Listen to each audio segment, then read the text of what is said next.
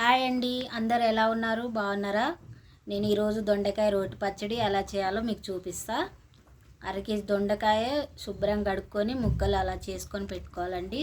300 గ్రాములు పచ్చిమిర్చి, ఉప్పు, పసుపు, జీలకర్ర, ఆయిల్,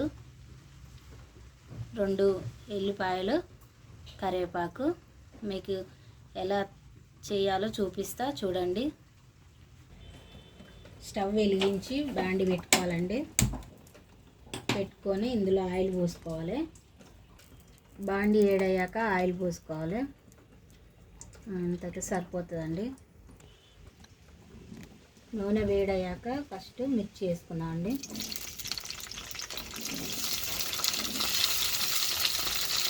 బాగా సిమ్లో పెట్టి మంచిగా బ్రౌన్ కలర్ వచ్చేంత వరకు వేసుకోవాలి.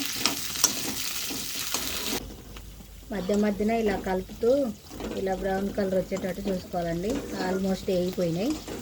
ఇవి తీద్దాము. ఏంది మీ కవర్ ఇలా మంచిగా వేగినాక మనం ఒక గిన్నెలోకి ఎత్తుకుందామండి.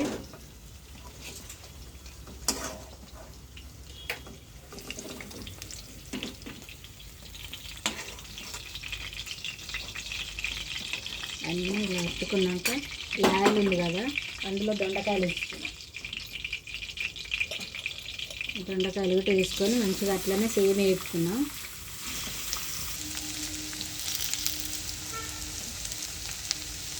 ఇలా మధ్య మధ్యలో ఇలా కలుపుకుంటే ఇట్లా బ్రౌన్ కలర్ వచ్చేటట్టు వేసుకోవాలి. మీకు ఇలా ఒక చిట్కా చెప్తుందండి.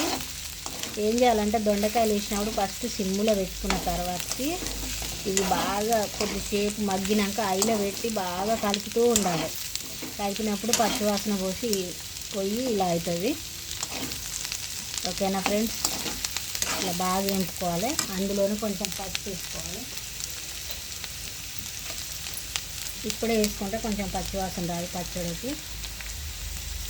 ఓకేనా? ఇందులో చింతపండు కూడా వేసుకుందాం.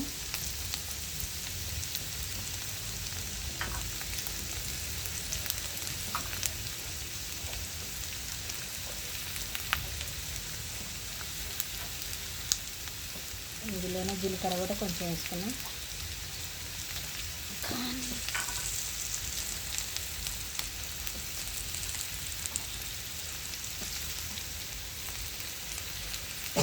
మనం దంచుకుందామండి. ఫస్ట్ అయితే మిర్చి, ఇందులో కొంచెం ఉప్పు వేసుకున్నాం.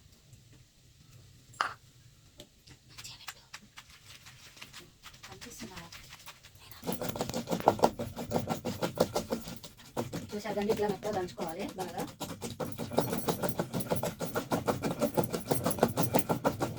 మరీ మెత్తగా దంచుకోవద్దు, టేస్ట్ ఉండదు.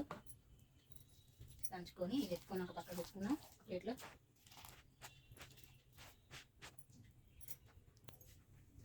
ఇందులో దొండకాయలు వేద్దాం. ఇలా అయితే అండి ఫ్రై చేసినాక వేసుకొని మెత్తగా దంచుకుందాం.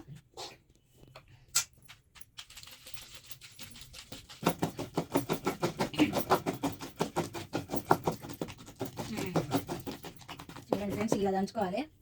మరి ఎక్కువ కూడా దంచొద్దు, మాత్రం సరిపోతుంది. ఇందులో పచ్చిమిర్చి దంచి ఉందిగా, అది కూడా తీసుకొని మిక్స్ చేసుకుందాం.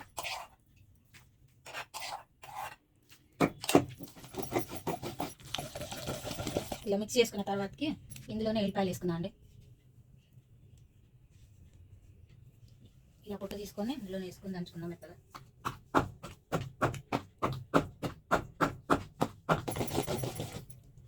ఓకే అండి, ఇలా అంతా మెత్తగా దంచుకున్నాక ఒక గిన్నెలోకి ఎత్తుకుందాం. ఇంకా ఏం లేదు, పోపు చేసుకొని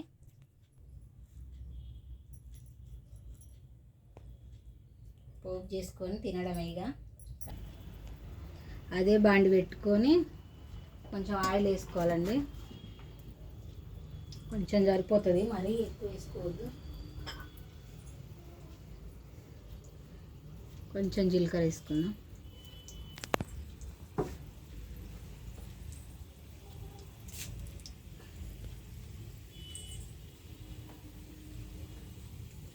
రెండే ఎల్లిపాయలు వేసుకుందాం. కరివేపాకు,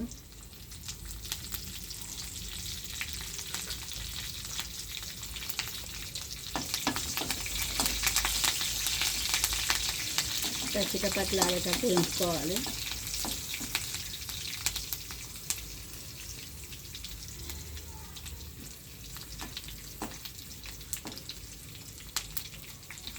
సరిపోయిందండి. ఇందులోనే పచ్చడి వేసుకున్నాం. స్టవ్ ఆఫ్ చేసుకున్నాను. అంతే అండి, అయిపోయింది. దొండకాయ చట్నీ బాగా టేస్ట్గా ఉంటుందండి. ఓన్లీ రోట్లోనే చేసుకోరండి.